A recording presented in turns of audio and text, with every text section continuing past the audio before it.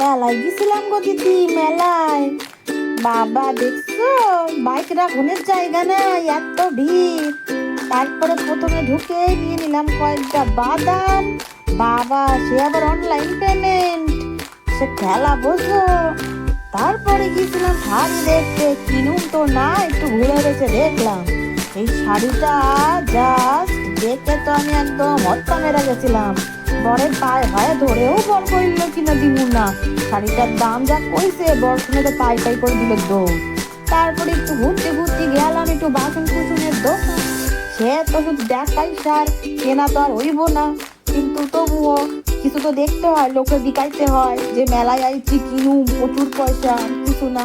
সব থেকে ভালো লাগছে আমার এই জায়গা খান, পোলা প্যান একদম মানে মন দিয়ে খেলন লাগছে গো।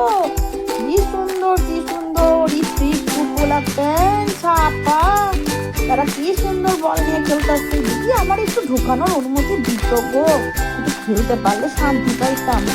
হেবি সুন্দর লাগছে এই জায়গা খান। তারপরে ওই দিকো কানে মকটেল পিঠা কিছু বাদ দেয়নি।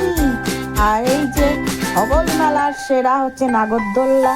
নাগরদোল্লা না হলে কি আর মেলা হয় গো? কিন্তু উঁচু উঁচু নাগরদোল্লা যে কে জানে কে জানে। হয়ে গেল মেলা শেষ, টাটা।